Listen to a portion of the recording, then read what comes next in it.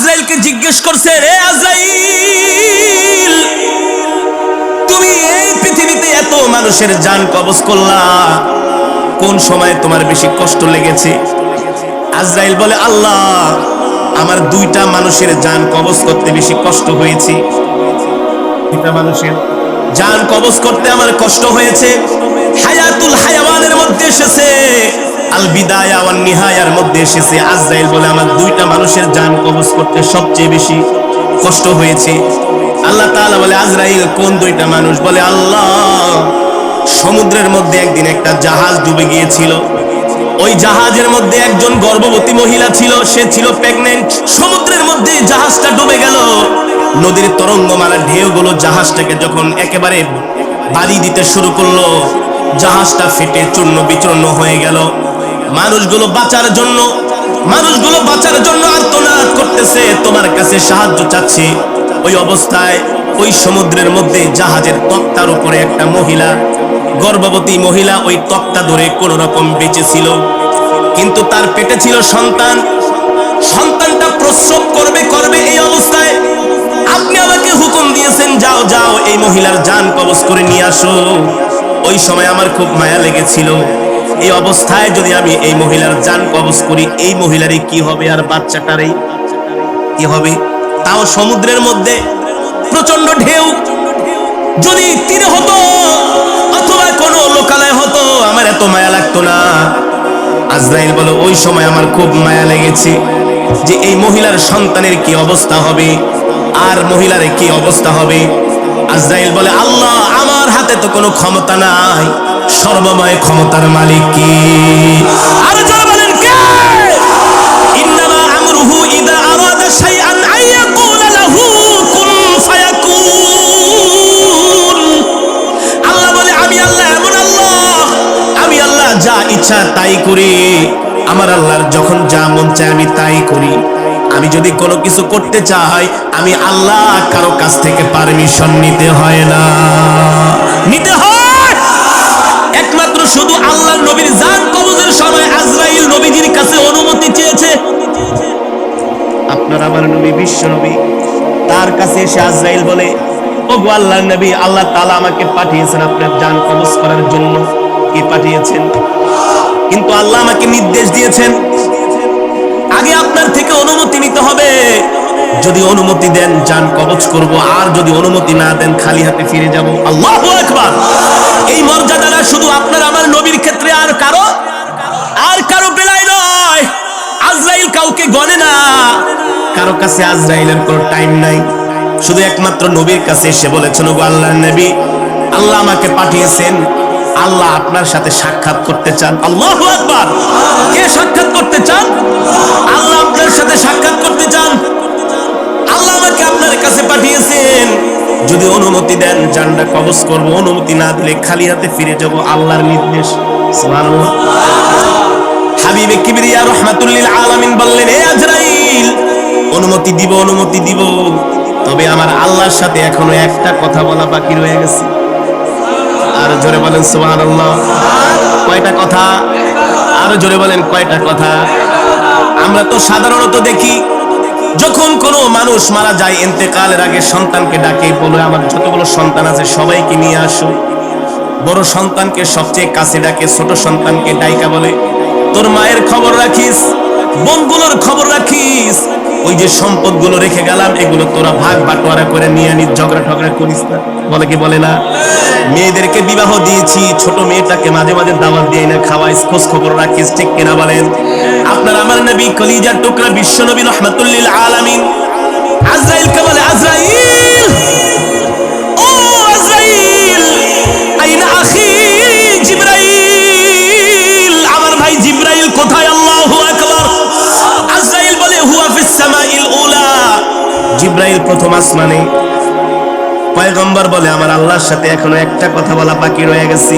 এই কথাটা যতক্ষণ পর্যন্ত আমি না বলবো, এই কথার ফয়সালা যতক্ষণ পর্যন্ত না হবে, আমি নবী আমার জান কবজ করার অনুমতি দিব না। আরো জোরে বলেন সুবহানাল্লাহ। কত পাওয়ারফুল নবী, কত পাওয়ারফুল নবী। আল্লাহু আকবার। এত পাওয়ার, এত প্রায়োরিটি, এত ক্ষমতা ক্ষমতা আল্লাহ কোন পয়গম্বর কি কোন প্রেসিডেন্ট কোন বাদশা আমেরিকার প্রেসিডেন্ট আইসা বলবো বাইডেন তাড়াতাড়ি রেডি হন, জেট বিমান থেকে বের হন, আপনার রাজ সিংহাসন থেকে বের হন। আরে আজরাইল আইসা বুকের ভিতরে ধরবো, বলে সময় শেষ, বহুত খাইছস, বহুত নাফরমানি করছস, এবার কড়াই গন্ডায় হিসাব দিতে হবে। ঠিক কি না বলেন? আমার নবী দু জাহান সরকারে দু আলম ইমামুল আম্বিয়া সাইয়্যিদুল মুরসালিন খাতামুন নবিয়্যিন আল্লাহু আকবার। পয়গম্বর বলে আইনা আখি জিবরাইল, এ মালাকুল মউত জিবরাইল নিয়ে আয়, তারপর মৃত্যুর অনুমতি। পয়গম্বর বলতে দেরি জিবরাইল তার ৭০,০০০ ডানা জাপটায়া নবীর সামনে হাজির। সুবহানাল্লাহ বলেন। নবীর ইন্তেকালের অবস্থা ও যুবক ভালো করে খেয়াল করো। নবীর চোখে পানি, জিবরাইলের চোখেও পানি। নবী বলে ইয়া আখি লিমা তাবকি ইয়া জিবরাইল, ও ভাই জিবরাইল আপনি কাঁদেন কেন? আল্লাহু আকবার। পয়গম্বর বলে জিবরাইল আপনি কাঁদেন কেন? জিবরাইল বলে গো আল্লাহর নবী আমি কাঁদি তো কাঁদি, কারণ আছে, আপনি কাঁদেন কেন? আল্লাহু আকবার। আপনার মাহবুব, আপনার বন্ধু তো আপনার জন্য বসে আছে, আপনার সাথে সাক্ষাৎ করবে। আল্লাহু আকবার। আপনার জন্য জান্নাত রেডি, আপনার জন্য হুর গিলমান সব রেডি। আপনি তো দোজাহানের বাদশা, দুনিয়া তো বাদশারি করছেন, জান্নাত আপনি বাদশা। আল্লাহু আকবার। আপনার সুপারিশ ছাড়া কেউ জান্নাতে যেতে পারবে না। আপনি আগে জান্নাতের তালা খুলবেন, এরপরে সব পয়গম্বররা জান্নাতে যাবে, এর আগে আল্লাহ কাউকে পারমিশন দেবে না। আপনি কেন কাঁদতেছেন? আরে আপনি তো দুলা, আপনি তো বর, আপনাকে নেওয়ার জন্য ফেরেশতারা তৈয়ার, আপনাকে সংবর্ধনা দিয়ে আল্লাহর কাছে নিয়ে যাবে, জান্নাতে নিয়ে যাবে। আমি তো জিবরাইল কাঁদি কাঁদি, আপনি কাঁদেন কেন? নবীজি বলে জিবরাইল তুমি বলো, তুমি কাঁদো কেন? জিবরাইল বলো গো আল্লাহর নবী মালাকুল মউত আপনার শিহরে বসা, আপনার মাথার কাছে বসা, অনুমতি দিলেই তো আপনার জান কবজ করে ফেলবে, কিন্তু আপনি ইন্তেকাল করবেন, এই কষ্ট তো আমি জিবরাইল সইতে পারি না। আল্লাহ আমাকে বিশেষ ফেরেশতা বানানোর কারণে আল্লাহ আমাকে কত পয়গম্বরের কাছে ওহী নিয়ে পাঠাইছি। কোন পয়গম্বরের কাছে আমি 10 বার ওহী নিয়ে গিয়েছি, কোন পয়গম্বরের কাছে আমি 20 বার ওহী নিয়ে গিয়েছি, কোন পয়গম্বরের কাছে আমি 80 বার ওহী নিয়ে গিয়েছি, কোন পয়গম্বরের কাছে আমি 300 বার ওহী নিয়ে গিয়েছি। কিন্তু আপনি এমন একজন আল্লাহর পয়গম্বর, আমি আপনার কাছে 100 বার 80 বার 300 বার নয়, আমি আপনার কাছে 1000 2000 বার নয়, আমি আপনার কাছে 5000 10000 বার নয়, আমি জিবরাইল আপনার কাছে ওহী নিয়ে 24000 বার এসেছি। আল্লাহু আকবার। যারা বলেন আল্লাহু আকবার। আপনার ইন্তেকাল হবে, আমার কলিজা ফেটে যায়, আজকের পর থেকে আর কলিজার টুকরা নবীকে দেখব না। আল্লাহু আকবার। ও নবী এবার আপনি বলেন আপনার চোখের পানি কেন?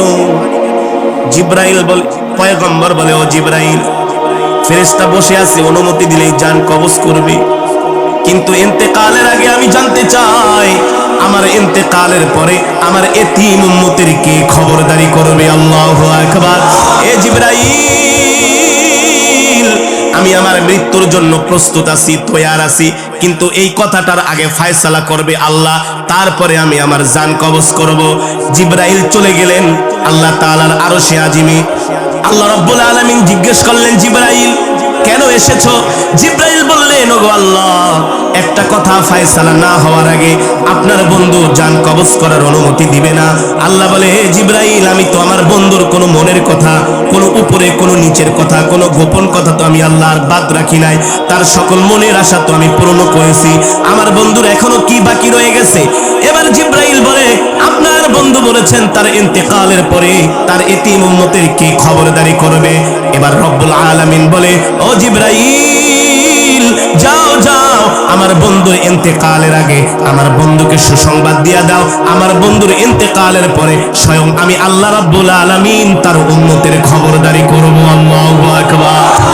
এই কথা শুনে নবীজির মুখে হাসি। এবার হাবিবে কিবরিয়া বলে ও আজরাইল মালাকুল মউত তুমি আমার জান কবজ করো। ও মুসলমান ইন্তেকালের সময় নবী উম্মতে উম্মতি বলেছেন। এবার নবীর বুক মোবারকের মধ্যে আজরাইল তার হাতটা দিয়েছে। কিতাবের মধ্যে এসেছে নবীজি বলে, আজরাইল তুমি কি বুকের ভিতরে আমার হাত দিয়েছো নাকি সারা দুনিয়াটা আমার বুকের মধ্যে চাপায় দিছো? আজরাইল, ও আজরাইল যত কষ্ট আমাকে দাও, আমার এতিম উম্মতকে মৃত্যুর সময় কষ্ট দিও না। আল্লাহু আকবার, যারা বলেন আল্লাহু আকবার। পয়গম্বর বলে, আজরাইল ওয়াদা করো আমার উম্মতকে কষ্ট দিবে না। যত কষ্ট আমি নবীকে দাও, আমার এতিম উম্মতকে কষ্ট দিও না। যে উম্মতরা আমাকে না দেখে আমার নামে দুরূদ পড়েছে, আল্লাহু আকবার, যে উম্মত কোনদিন আমাকে দেখে নাই, আমার নাম শুনে আমার ইজ্জত রক্ষা করার জন্য ময়দানে নেমেছে, যে উম্মত কোনদিন আমাকে দেখে নাই, আমাকে যদি কেউ গালি দিয়েছে আমার উম্মত সহ্য করে নাই, তার জীবন দেওয়ার জন্য, আমাকে খুশি করার জন্য রাজপথে নেমে আমার মহব্বতে শাহাদাত বরণ করেছে। ঠিক কিনা বলি? এ জিবরাইল যত কষ্ট আমাকে দাও, আমার উম্মতকে কষ্ট দিও না। ও বাবা, মৃত্যুর যন্ত্রণা এত ভয়ঙ্কর যন্ত্রণা। নবীজি বলেছেন মৃত্যুর যন্ত্রণার কিঞ্চিত উদাহরণ হচ্ছে একটা জ্যান্ত খাসিকে জবাই না করে যদি তার শরীর থেকে চামড়া খসানো হয়, ওই খাসিটা যতটুকু কষ্ট পাবে তার চাইতে আরো হাজার কোটি গুণ একজন বদ্দিন ইন্তেকালের সময় কষ্ট পাবে। এই কারণে নবীজি বলেছেন, হে আজরাইল আমার উম্মতকে কষ্ট দিও না। এবার আজরাইল বলে, ওগো নবী আপনাকে মৃত্যুর সময় সুসংবাদ দিচ্ছি, দুনিয়ার জমিনে সত্যিকার অর্থে আপনাকে আপনার যেই উম্মতেরা মহব্বত করবে, ভালোবাসবে, তাদেরকে আমি এইভাবে জান্নাতে তাদের জান আমি এইভাবে কবজ করব, মনে হয় ছোট শিশু তার মায়ের দুধ খাচ্ছে। আল্লাহু আকবার, জান্নাতের সুঘ্রাণ তার নাকের ভিতরে চলে যাবে, কোন সময় তার রূহটা বের হয়ে যাবে সে কোনো সময় টেরও পাবে না। আল্লাহু আকবার। ও মুসলমান, এই দুনিয়া থাকার জায়গা নয়, এই দুনিয়া ছেড়ে আমাদেরকে চলে যেতে হবে। কোন সময় মৃত্যুর ডাক চলে আসে আমরা কেউ জানি না, জানি না, কি বলেন? আমরা কেউ জানি না। সদা সর্বদা মৃত্যুর জন্য আমাদেরকে প্রস্তুতি নিতে হবে, সদা সর্বদা মৃত্যুর জন্য আমাদেরকে তৈয়ার হতে হবে। অথচ আমরা দুনিয়া নিয়ে আসি, অথচ আমরা বাড়ি গাড়ি নিয়ে আসি, অথচ আমরা টাকা পয়সা নিয়ে আসি, আমরা আমাদের দল নিয়ে আসি, আমরা আমাদের ক্ষমতা নিয়ে আসি। খোদার কসম করে বলি, তুমি দুনিয়াকে নিয়ে যতই চিন্তা ভাবনা করো না কেন, যতই প্ল্যান প্রোগ্রাম করো না কেন, আল্লাহ তাআলার পক্ষ থেকে যখন নির্দেশ আসবে তোমাকে চার হাত পা নিয়ে কবরে চলে যেতে হবে। ঠিক কিনা বলি? এই কারণে আল্লাহ বলছেন, ইয়া আইয়ুহাল ইনসান, ইয়া আইয়ুহাল ইনসান মা গররাকা বিরাব্বিকাল কারীম। আল্লাহ বলছে, দুনিয়ার মানুষ, পৃথিবীর এমন কোন শক্তি আছে যারা তোদেরকে আমার আল্লাহর কাছ থেকে দূরে সরায় রাখে? আল্লাহ বলেন, আল্লাযী খলাকাকা ফাসাওয়াকা ফাআদালাক ফি আইয়ি সূরাতিন মা শাআ রাক্কাবাক। এ মানুষ তোর কোনো অস্তিত্ব ছিল না, তুই ছিলি অস্তিত্বহীন, আমি আল্লাহ এক ফোঁটা নাপাক পানি থেকে তোকে সৃষ্টি করেছে। ঠিক কিনা বলেন? অন্য আয়াতে আল্লাহ বলছেন, কাইফা তাকফুরুনা বিল্লাহ, কিভাবে তুই আল্লাহর সাথে কুফরি করস, আর কিভাবে তুই মুসলমান হইয়া ইসলামের বিরুদ্ধে কথা বলস। ঠিক কিনা বলেন? আল্লাহ বলেন, কাইফা তাকফুরুনা বিল্লাহ, আল্লাহর সাথে কুফরি করিস না। কি করিস না? ক্ষমতা পায়া শুধু লাফাইস না, আর ক্ষমতার দাপট দেখাইস না। এর কারণ হলো ফেরাউন কিন্তু 450 বছর ক্ষমতা ছিল, আল্লাহ ফেরাউনকে লোহিত সাগরের মধ্যে ডুবিয়ে মেরেছে। ঠিক কিনা বলেন? আল্লাযী খলাকাকা ফাসাওয়াকা ফাআদালাক ফি আইয়ি সূরাতিন মা শাআ রাক্কাবাক। আল্লাহ বলে, বান্দারে কিভাবে তোরা আমার সাথে নাফরমানি করস, তোদেরকে আমি আল্লাহ কত সুন্দর করে বানাইছি। একজনের চেহারার সাথে আর একজনের চেহারার কোনো, একজনের কণ্ঠের সাথে আর একজনের কণ্ঠের, একজনের যোগ্যতার সাথে আর একজনের যোগ্যতার কোনো, যতই প্রতিভাবান মানুষ হোক না কেন, বলে ভাই আপনার গজল, আপনার কেরাত, আপনার বক্তৃতা একেবারে তার মতো। আরে এই বাংলার জমিনে সুন্দর বক্তৃতা দেওয়ার মতো একজন নেতাই এসেছেন, শেখ মুজিবুর রহমান। কত নেতা বক্তব্য দেয়, কিন্তু বঙ্গবন্ধুর মতো শোনা যায় এক পিস। আল্লাহ ওয়ান পিস পিস করে দুনিয়াতে পাঠাইছে প্রতিভা দিয়া। তোমাকে আল্লাহ যে প্রতিভা দিয়েছে তাকে সেই প্রতিভা দেয় নাই। তোমার মধ্যে আল্লাহ যে যোগ্যতা দিয়েছে তার মধ্যে সেই যোগ্যতা দেয় নাই। তোমার মধ্যে আল্লাহ যে নিয়ামত দান করেছেন তার মধ্যে সেই নিয়ামত দেয় নাই। আল্লাহ বলে আমি আল্লাহ এমন আল্লাহ, ফি আইয়ি সূরাতিন মা শাআ রাক্কাবাক, আমি আল্লাহ তোমাদেরকে যেমন চেয়েছি তেমন সুন্দর করে আমি আল্লাহ তোমাদেরকে বানাইছি। আল্লাহু আকবার, জয় বলেন আল্লাহু আকবার। আল্লাহ বলে দুনিয়াতে পাঠাইলাম আর আয়েশা আমার নাফরমানি, দুনিয়াতে পাঠাইলাম আর আয়েশা আমার নাফরমানি। ইসলামের বিরুদ্ধে কথা বলো, কোরআনের বিরুদ্ধে কথা বলো, আছে কি আছে না? জোরে বলেন আছে কি আছে না? আল্লাহ বলে মসজিদের মিনার থেকে আমি তোমাদেরকে ডাকি, হাইয়া আলাস সালাহ, নামাজের দিকে আসো, হাইয়া আলাল ফালাহ, কল্যাণের দিকে আসো। আর তোমরা ঘাড় বেঁকা কইরা চায়ের দোকানে বৈশা বৈশা বাংলা সিনেমা দেখো। একটা সিনেমা 3 ঘন্টা পর্যন্ত বৈশা বৈশা দেখো, কোনো কষ্ট লাগে না। আর মসজিদে নামাজ পড়তে গেলে মাত্র 15 মিনিট টাইম লাগে। মনে হয় ওই 15 মিনিট টাইম বৈশা দেখলে তোমার একেবারে কলিজাটা ছিঁড়ে যায়। ঠিক কিনা বলেন? এগুলো শয়তানের প্ররোচনা। কার প্ররোচনা? জোরে বলেন কার প্ররোচনা? আল্লাহ বলে বান্দারে যা কিছু করস না কেন কর, যা কিছু করস না কেন কর। কাল্লা বাল তুকাদ্দিবুনা বিদ্দীনি ওয়া ইন্না আলাইকুম লাহাফিজিন কিরামান কাতিবিনা ইয়ালামুনা মা তাফআলুন।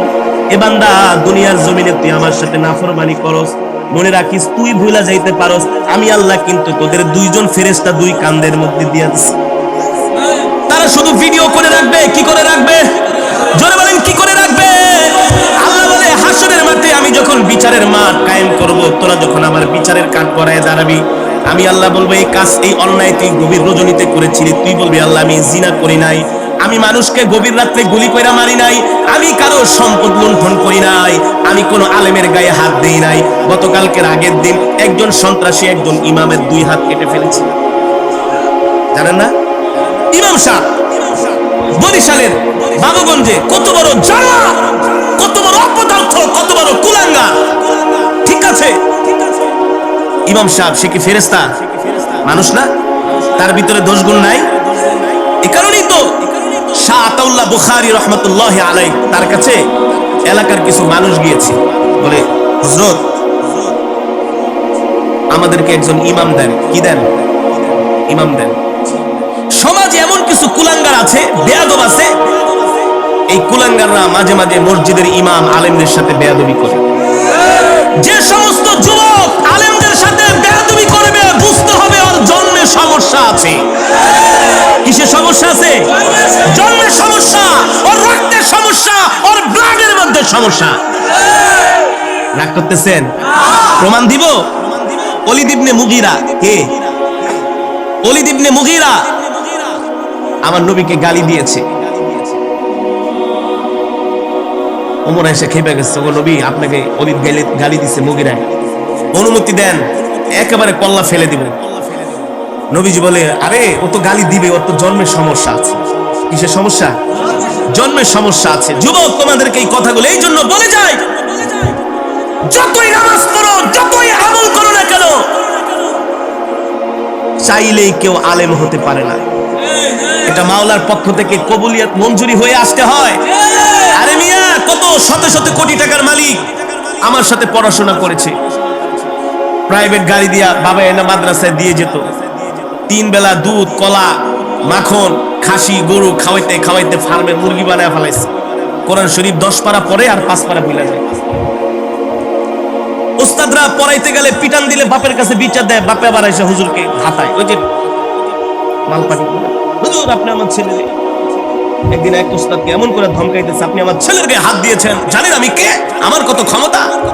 হুজুর বলে আপনার ঘোড়ার ডিমের ক্ষমতা, যান আপনি। হুজুরের চোখে পানি। ওই ছেলে আর আলেম হইতে পারে নাই। এত সোজা না। কোরআন এটা আল্লাহ তাআলার কালাম, এটা ওহীর জ্ঞান, এটা চাইলে আল্লাহ সবাইকে দেয় না। এটা পেতে হলে কষ্ট করতে হয়, সাধনা করতে হয়, চোখের পানি ফেলতে হয়। এত সোজা না মিয়া। ওইসব ডাক্তার, ফাক্তার, ইঞ্জিনিয়ার এগুলো আমাদের জন্য হওয়া কোনো ব্যাপারই না। মাত্র 13 মাসে হাফেজ হইছি। কত মাসে? 13 মাসে আল্লাহ হাফেজ বানাইছে, আলহামদুলিল্লাহ। 1000-এর উপরে মোবাইল নাম্বার মুখস্থ, 200, 250, 300-এর উপরে প্রোগ্রাম মুখস্থ। ফোন দিলে বলতে পারি তোমার প্রোগ্রাম এত তারিখে, এতটা, এত সময়, এত সময়। হুজুর এটি মনে রাখেন কেমনি? আর এটা তো কম্পিউটার। ডাক্তার, ইঞ্জিনিয়ার এগুলো আমাদের জন্য হওয়া পান্তা পাচ্ছিল, কারণ কোরআন শরীফই মুখস্থ করতে পারছি। ওইসব ইংরেজি বই, ওইসব মুখস্থ করা আমাদের জন্য কোনো ব্যাপার ছিল? কোনো ব্যাপার না। যেটা বলতেছিলাম, আলেম হওয়া এত সোজা না। হুজুরকে এসে ধমকায়, আপনি আমার ছেলের গায়ে হাত দিলেন কেন? উস্তাদের চোখে পানি। ওই ছেলে আলেম হতে পারে নাই, এখন অনেক বড় ব্যবসায়ী, দেখলে হাত ধরে, দোস্ত ছোটবেলায় একসাথে পড়তাম, তুই তো আলেম হয়ে গেছিস, দেশ বিদেশে ঘুরোস, কোরআন পড়োস, তোর তেলাওয়াত আমি নিজেও শুনি, আমার ওয়াইফও শুনে, আমার সন্তানরাও শুনে। আমি আলেম হইতে পারলাম না। আমি বলছি, আলেম হইতে পারতি, তোর বাপে যদি হুজুরের সাথে বেয়াদবি না করতো। কি বেয়াদবি না করতো? বেয়াদব আল্লাহর দরবার থেকে আল্লাহ তাকে হটায় দেয়। বেয়াদব আল্লাহ পছন্দ করে না। আল্লাহর দরবারে বেয়াদবের কোনো স্থান নাই। আর যে আলেমের সাথে বেয়াদবি করে, ওই তো সবচেয়ে বড় বেয়াদব। আলেম কে? নায়েবে নবী। আলেম কে? নায়েবে নবী। আল উলামা ওয়ারাসাতুল আম্বিয়া। উলামায়ে কেরাম হচ্ছে নবীর ওয়ারিস। কার ওয়ারিস? জোরে বলেন, কার ওয়ারিস? নবীর ওয়ারিস। ওলীদ ইবনে মুগীরা নবীকে গালি দিয়েছে, নবীর কষ্ট লাগছে না? নবীজি চাইলে ওর 1 মিনিটের ভিতরে ফিনিশ করে দিতে পারতেন। নবীজি সবর করেছেন, ধৈর্য ধরেছেন। তো নবীজি বলছে, সাহাবীরা, ওলীদ ইবনে মুগীরার জন্মে দোষ আছে। কি আছে? নবীর মুখের কথা কি মিথ্যা হতে পারে? জোরে বলে। সূর্যের আলো যেমন সত্য, চন্দ্রের আলো যেমন সত্য, তার চাইতে আরো কোটি গুণ সত্য আমার নবীর জবানের কথা। সাহাবীরা তো খুশিতে বাকবাক হয়ে, ওলীদ ইবনে মুগীরা, তুই আমাদের নবীকে গালি দিছস, তো জন্মের সমস্যা আছে। ওলীদ ইবনে মুগীরা একটা মজমার ভিতরে বসা ছিল, এত বড় নেতা, আল্লাহর নাম শুকরিয়া খাইর, একটা মজমার মধ্যে বসা। আয়েশা যদি কয় তোর জন্মের সমস্যা আছে, পেস্টিজে লাগে না? কেমন লাগে? খুব লাগে। কেমন লাগে? ওলীদ ইবনে মুগীরা ছিল শিক্ষিত মানুষ, দাঁত কামড়ায় আর বলে, মুহাম্মদে কইছে আমার জন্মের সমস্যা, কি করি? এগুলারে মারলে না আবার কি এর সমস্যা বইলা দেয়, আবার যদি মারি, আবার যদি মুহাম্মদ আবার কোনটা বইলা দেয়, তাহলে তো আরো বিপদে পড়বো। কারণ ওলীদ ইবনে মুগীরা মক্কার কাফেরেরাও জানতেন আল্লাহর নবী, আল্লাহর পয়গম্বর, কোনো সন্দেহ নাই, কোনো মুহাম্মদ যা বলে তাই হয়ে যায়। মুহাম্মদ কোনদিন মিথ্যা কথা আরে বলে না, দেখেই তো মক্কার কাফেরেরা টাকা পয়সা জমায়া এমন অনুষ্ঠান কইরা নবীজিকে আল আমিন উপাধি দিয়েছে। কি দিয়েছে? কোন ঝগড়া লাগলেই বলতো আমাদের আল আমিনকে ডাকো। আল্লাহু আকবার। আমাদের আল আমিনকে ডাকো, সেই আমাদের সমাধান দিতে পারবে। আর আল আমিন যেটা সমাধান দিবে আমরা সেটাই মেনে নিব। আল্লাহু আকবার।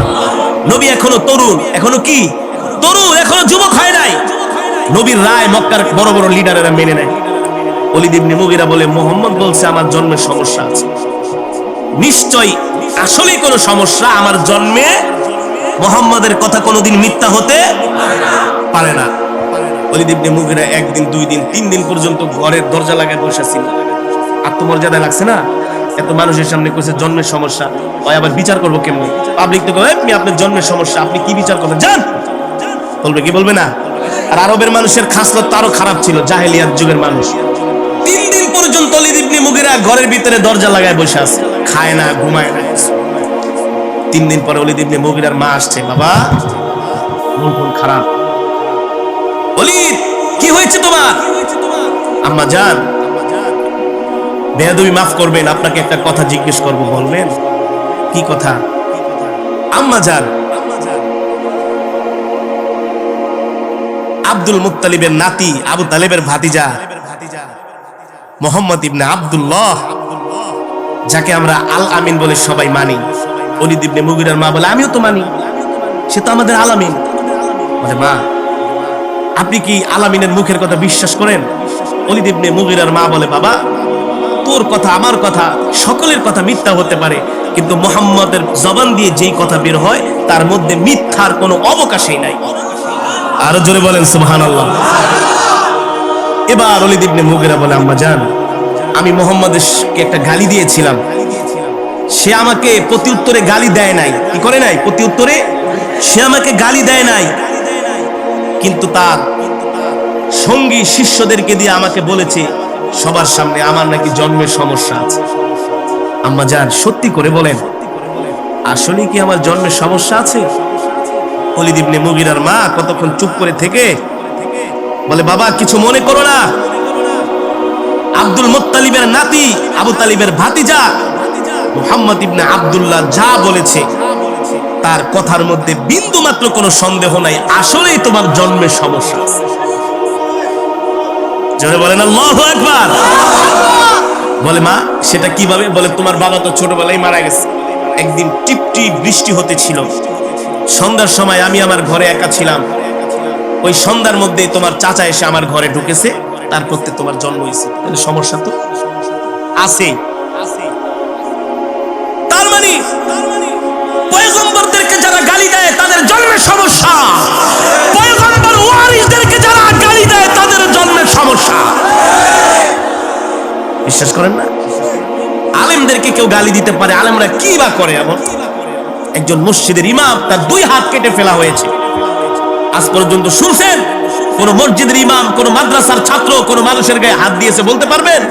বলতে পারবেন? পারবেন না। আমরা তো শুধু মার খেয়েই গেলাম, আমরা তো শুধু রক্ত দিয়েই গেলাম। সেই ভারতবর্ষ থেকে শুরু করে পাকিস্তান আমল থেকে শুরু করে আজ পর্যন্ত আলেমরা শুধু রক্ত দিয়েই গেছে, কিন্তু কারো রক্ত নেয় নাই। আমাদেরকে মারেন, আমরা আপনাদের জন্য দোয়া করি। আমরা কি করি? দোয়া করি। আতাউল্লাহ বুখারীর কাছে লোকজন এসে বলে একজন ইমাম দেন।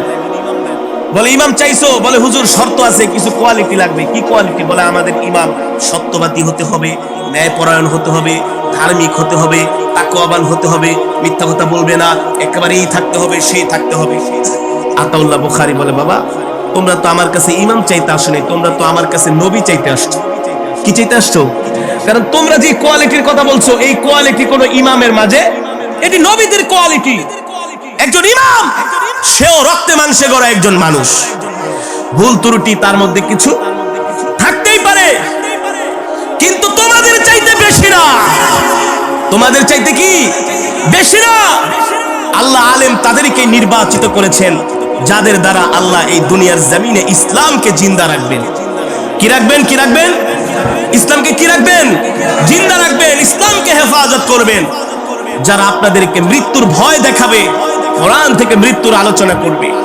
আলেম সমাজ যদি বাংলার জমিনে বেঁচে না থাকতো, এদেশের মুসলমান গোমরা হয়ে যেত, বেঈমান হয়ে যেত। ঠিক কিনা বলেন? এ কারণে আলেমদের সাথে কখনো বেয়াদবি করবেন না।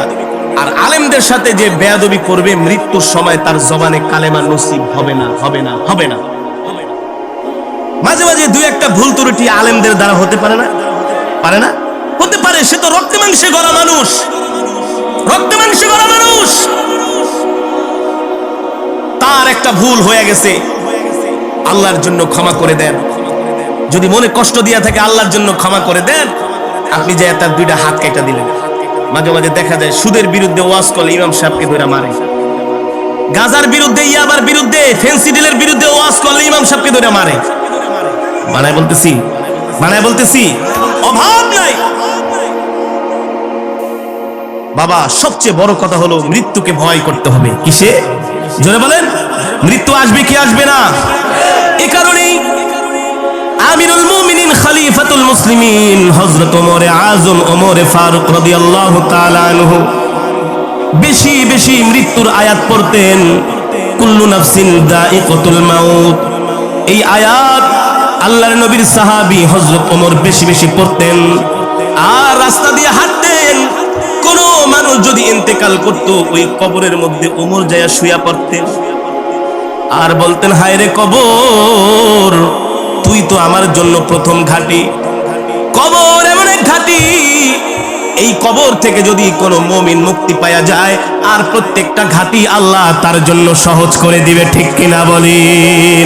কবর এমন একটা ঘাঁটি, এটাই হচ্ছে একজন মুরদারের জন্য, একজন মৃত ব্যক্তির জন্য সবচেয়ে বড় ঘাঁটি।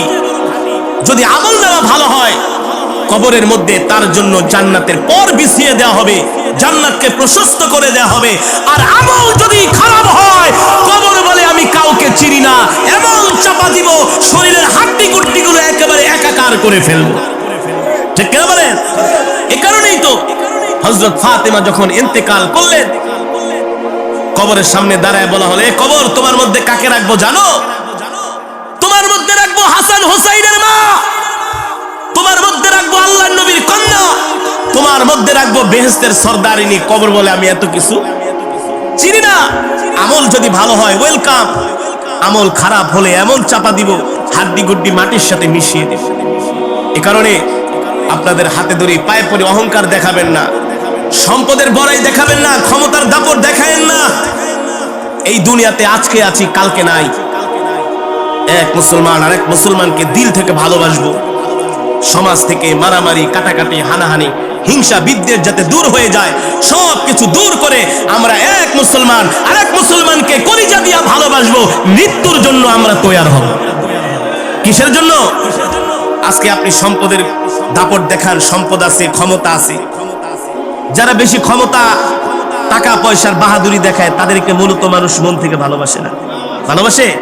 রাস্তা দিয়ে হাইটে গেলে তুই যদি মরে যেতি, পালং বাজারে মিষ্টি না নিজেও খাইতাম আর মানুষের খাওয়াই, বলে কি বলে না? আর যদি সুন্দর আখলাকের মানুষ হন, আপনার ইন্তেকালের পরে হাজার হাজার মানুষ আসবে আপনার জানাজায়। যেই শুনবে চোখের পানি ফেলে বলবে, আহ, একটা ভালো মানুষ মারা গেছে, ভালো মানুষ মারা গিয়েছে। এই কারণে আপনাদের হাতে ধরি, পায়ে পড়ি। এই যে মৃত্যুর আলোচনা করলাম, ওয়াজা সাকরাতুল মাউত বিল হক, মৃত্যু এমন এক বিধান, মৃত্যু আমাদের জন্য এমন এক পরোয়ানা, এটা আসবে। এই মৃত্যুর হাত থেকে আল্লাহর নবী পর্যন্ত বাঁচতে পারে নাই। আমরাও সদা সর্বদা মৃত্যুর জন্য আমাদেরকে তৈয়ার হতে হবে, প্রস্তুত নিতে হবে। আর একজন মানুষ যদি মৃত্যুর জন্য তৈয়ার হয়, প্রস্তুতি নেয়, দুনিয়ার সম্পদের দিকে সে তাকায় না, ক্ষমতার দিকে সে তাকায় না, মানুষের সাথে খারাপ ব্যবহার করে না, মানুষের সাথে খারাপ আচরণ করে না। ঠিক কিনা? এই ওয়াজ মাহফিল এগুলো হচ্ছে ধর্মীয় কাজ। এগুলো কি সবাই মিলে ঝিলে সমাজের সব মানুষ একত্রিত হয়ে এই ধর্মীয় কাজগুলো করবেন। বাংলাদেশের যত বেশি ওয়াজ মাহফিল হবে, তত মানুষ কোরআনের আলোচনা শুনবে। লস নাকি লাভ? জোরে বলেন, লস নাকি লাভ? সমাজে কিছু মানুষ আছে, তারা শুধু চুলকায়। কি করে? বলে এত ওয়াজ মাহফিল হয়ে লাভ কি? আরে বেটা, এত ওয়াজ মাহফিলের কারণেই তো আজকে যাত্রা ফাত্রা বন্ধ হয়েছে।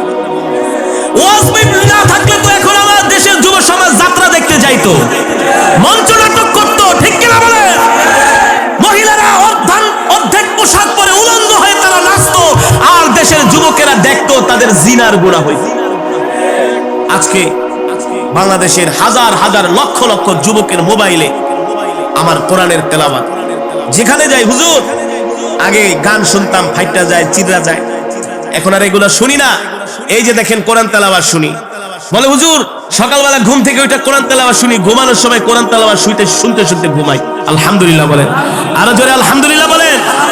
বাংলাদেশের গার্মেন্টস ফ্যাক্টরির ম্যাক্সিমাম ওয়ার্কাররা এখন কোরআন শুনে। আমার মসজিদ যেখানে আশেপাশে অনেক ফ্যাক্টরি, আইসা বলে হুজুর আগে তো শুধু বাংলা গান ছাইড়া দিতাম আর কাজ করতাম, সিলাইতাম, আর এখন হুজুর খালি কোরআন তেলাওয়াত চলে আর কাজ করি। তাহলে এই ওয়াজের মাধ্যমে ফায়দা হয়েছে কি হয়েছে না? জোরে বলেন, হয়েছে কি হয়েছে না? হ্যাঁ, এই ধর্মীয় কাজগুলো যেখানে হবে সেখানে বাধা দিবেন না। যুবকদেরকে বাধা প্রদান কেন করবেন? তারা ওয়াজ মাহফিল না করে যদি আজকে একটা গানের আসর বসাইতো, এই মাটিটা একেবারে পবিত্র হতো। পবিত্র হতো? যে জমিনের মধ্যে গান বাজনা, ঢোল তবলা বাজানো হয়, ওই জমিন অপবিত্র হয়, আর ওই জমিন আল্লাহর কাছে অভিশাপ দেয়, বলে মালিক তোমার জমিনের উপরে এই সমস্ত নিকৃষ্ট গুনাহের কাজগুলো করতেছে, আল্লাহ যাদেরকে করতেছে তাদেরকে তুমি শায়েস্তা করো। এই কারণে ধর্মীয় মাহফিল নিয়ে, ধর্মীয় কোনো কাজ নিয়ে আমরা বিভেদ করব না। নিজের যদি একটু কষ্ট হয়, সেগুলো নিজ থেকে একটু মানায় নিব। ধর্মীয় কাজ, সমাজের কাজ, আমরা এক হয়ে সবাই একসাথে আল্লাহ আল্লাহ রসুলের সন্তুষ্টির জন্য এই ধর্মীয় কাজগুলো আমরা করতে রাজি আছি তো ইনশাল্লাহ? রাজি আছে তো ইনশাল্লাহ? যেই যুবকের আজকে ওয়াজ মাহফিলের আয়োজন করেছে, আপনারা খুশি নাকি বেজার? কেউ বেজার ঠাজার আছেন নাকি? 2-4 জন আছেন? একটু হাত উঠান তো বেজার থাকলে। বলছি বেজার থাকলে মাশাআল্লাহ। জজবার ঠেলায় হাত উঠায় ফেলাইছে। কিসের ঠেলায়? আপনারা আজকে মাহফিল হওয়ার কারণে সবাই খুশি। কে কে খুশি হাত উঠান, নারায়ে তাকবীর, নারায়ে তাকবীর বলেন। আল্লাহ এই মাহফিলকে কবুল করে নেন, কিয়ামত পর্যন্ত কবুল করে নেন।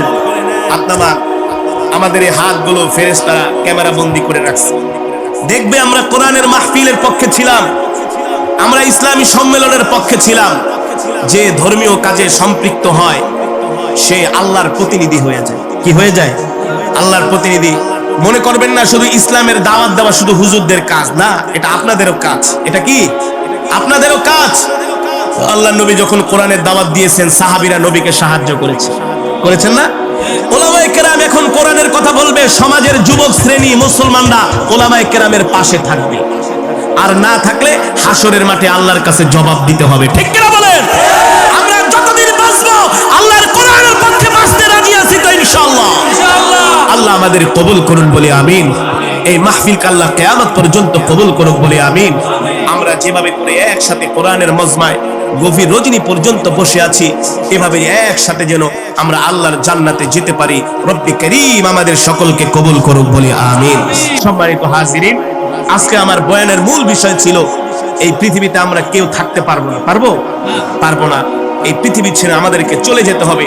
সুতরাং মৃত্যুর জন্য আমাদেরকে তৈয়ার হতে হবে, মৃত্যুর জন্য আমাদেরকে প্রস্তুতি নিতে হবে। দুপুরবেলা ভাত খেয়েছি, রাত্রে খেতে পারবো কি পারবো না জানি না।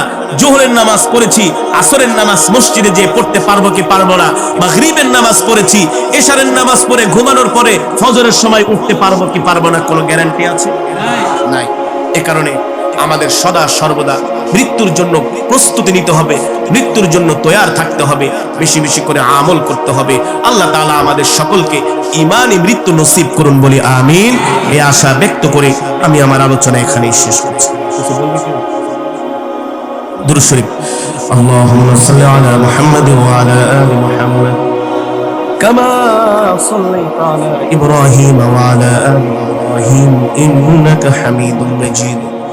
اللهم بارك على محمد وعلى آل محمد كما باركت على إبراهيم وعلى آل إبراهيم إنك حميد مجيد سبحان الله وبحمده سبحان الله العظيم। আমরা সকলের জন্য দোয়া করব, প্রাণ খুলে দোয়া করব। যারা মাহফিলের আয়োজন করেছেন, অত্র এলাকার যুব সমাজ, বিশেষ করে আজকের মাহফিলের যুব সমাজদের যিনি সভাপতি সাহেব সোহানুর রহমান শাওন ভাই, মামুন ভাই, নূরে আলম সিদ্দিকী সাহেব, ইমাম সাহেব, আরো অনেক আমার যুবক বন্ধুরা আমি আশেপাশে দেখেছি। আমার খুব ভালো লেগেছে। সারা বাংলাদেশের যতগুলো জেলা বলেন, থানা বলেন, উপজেলা বলেন, এমন কোনো জায়গা বাদ নাই যে আমি কোরআনের মাহফিলে যাই না।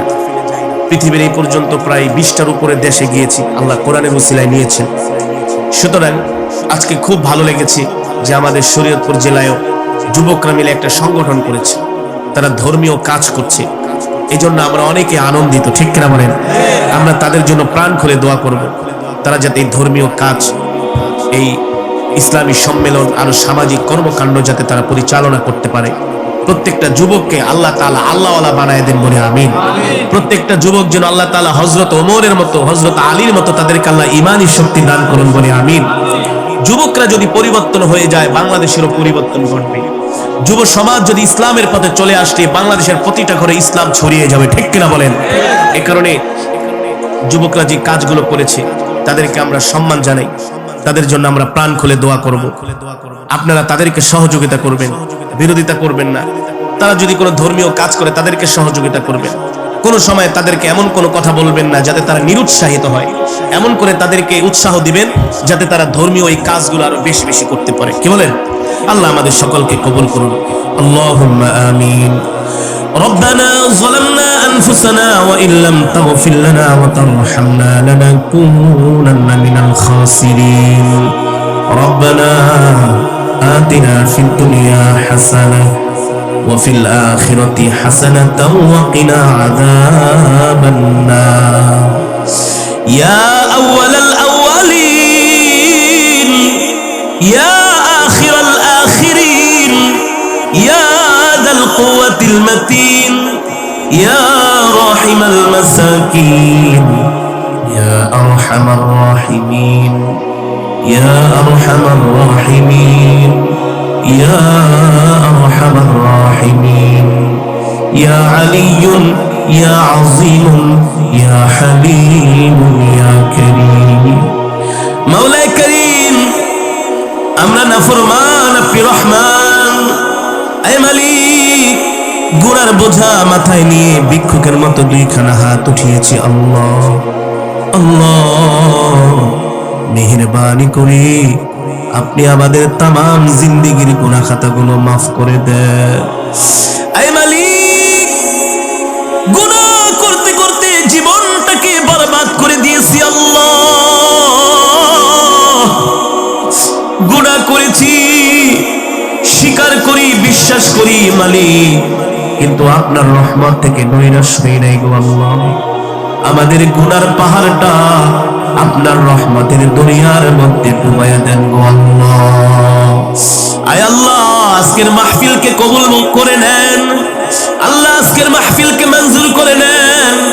আয় মালিক, এই মাহফিল করার জন্য যারা সহযোগিতা করেছেন সকলের সহযোগিতাকে কবুল করে নেন আল্লাহ, সকলের মেহনতকে কবুল করে নেন। আমার যুবক বন্ধুরা আজকের এই মাহফিলের আয়োজন করেছে, আমার প্রত্যেকটা যুবক ভাইদেরকে আল্লাহ দ্বীনের জন্য, ইসলামের জন্য কবুল করে নেন। আয় আল্লাহ, সভাপতি, সেক্রেটারির সাহিত্য থেকে শুরু করে যত যুবকেরা এই সংগঠনে আছে আল্লাহ প্রত্যেকটা যুবককে নামাজি, দ্বীনদার, ঈমানদার বানায়া দেন। আয় আল্লাহ, অত্র এলাকার গোরস্থানে যত মুর্দিগান শুয়ে আছে আল্লাহ ও মালিক, সকল মুর্দিগানের কবরে আযাব মাফ করে দেন আল্লাহ, সকলের কবরকে জান্নাতের বাগান বানায়া দেন। এই মাহফিলকে উসিলা করে এলাকার প্রতিটা ঘরের মধ্যে রহমতের নূর, বরকতের নূর পয়দা করে দেন। আমাদের সাথে অনেক মা বোনেরা হাত উঠেছে আল্লাহ, মা বোনদেরকে মাফ করে দেন, মা বোনদেরকে মাফ করে দেন আল্লাহ। মেহেরবানি করে আপনার পেয়ারা বান্দারা গভীর রজনী পর্যন্ত বসে বসে কোরআনের তেলাওয়াত শুনেছে, কোরআনের বয়ান শুনেছে আল্লাহ। আমার মতো নাফরমান তাদেরকে কি দিয়া বিদায় করব মালিক? প্রতিটা শ্রোতাদের জীবনের সব গুনাহ খাতাগুলো মাফ করে দেন আল্লাহ। জাহান্নামের আগুন আমাদের জন্য হারাম করে দেন, জান্নাতুল ফিরদাউস আমাদের জন্য বরাদ্দ করে দেন। জনম দুঃখিনী মা 10 মাস 10 দিন গর্ভে ধারণ করে আমাদেরকে লালন করে, ওই জনম দুঃখিনী মা অন্ধকার কবরে শুয়ে আছে আল্লাহ ও মালিক, জনম দুঃখিনী মার কবরকে জান্নাতের বাগান বানায় দেন। যেই মা আমাদের জন্য কত কষ্ট করেছেন, বন্ধুর মতো বাবা কোলে পিঠে করে মানুষ করেছে, রোদে পড়ে বৃষ্টিতে ভিজে আল্লাহ পরীক্ষার সময় টাকা চাইলে বাবা পাগল হয়ে যেত, ঈদের সময় বাবা ভালো একটা জামাও কিনে না, সন্তানকে আনন্দ দেওয়ার জন্য রাত দিন কষ্ট করে পরিশ্রম করে ওই বন্ধুর মতো বাবা অন্ধকার কবরে শুয়ে আছে আল্লাহ। বাবাকে মাফ করে দেন আল্লাহ, বাবার কবরকে জান্নাতের বাগান বানায় দেন। আব্বা আম্মা উভয়কে মাফ করে দেন আল্লাহ। আমাদের মধ্য থেকে অনেকে অসুস্থ, আল্লাহ আপনি সুস্থতা দান করে দেন। এই মঞ্চের মধ্যে, মাজমার মধ্যে অনেক দাড়ি পাকা বৃদ্ধরা আছে আল্লাহ, আপনি তাদেরকে মাফ করে দেন আল্লাহ। নবীজি বলেছেন যেই মজমার মধ্যে দাড়ি পাকা বৃদ্ধরা থাকে তারা যদি হাত উঠায় তাদের দোয়া কবুল না করলে আপনি নাকি লজ্জা পান গো আল্লাহ। এই দাড়ি পাকা বৃদ্ধ হাজী সাহেবদেরকে ওসিলা করে আজকের মজমাকে কবুল করে নেন, আজকের মাহফিলকে কবুল করে নেন। এই মাহফিলকে আল্লাহ কিয়ামত পর্যন্ত জারি করে দেন আল্লাহ। আমার যুবক ভাইদের চাকরি বাকরি ব্যবসার মধ্যে বরকত দিয়া দেন, যারা ব্যবসা করে, যারা চাকরি করে আল্লাহ প্রমোশন দিয়া দেন, যারা পড়াশোনা করে জিহাদ যাকাত বাড়ায়া দেন আল্লাহ। যারা বিদেশ যাওয়ার জন্য ট্রাই করতেছে আল্লাহ আপনি তাদেরকে কবুল করে নেন আল্লাহ। কে কে উদ্দেশ্য নিয়ে আপনার দরবারে হাত উঠিয়েছে মালিক, আপনি সকলের মনের নেক মাকাসুদ গুলো পূর্ণ করে দেন। রব্বিরহামহুমা কামা রব্বায়ানি সগীরা, রব্বিরহামহুমা কামা রব্বায়ানি সগীরা। মাওলা রে, জানি না কোন দিন মৃত্যুর পরোয়ানা জারি হয়ে যায়, আজরাইল আমাদের সামনে এসে হাজির হয়, সেই কঠিন মুসিবতের সময়, কঠিন বিপদের সময় আমাদের জবানে জারি করে দেন কালিমায়ে তাইয়্যিবা লা ইলাহা ইল্লাল্লাহ মুহাম্মাদুর রাসূলুল্লাহ।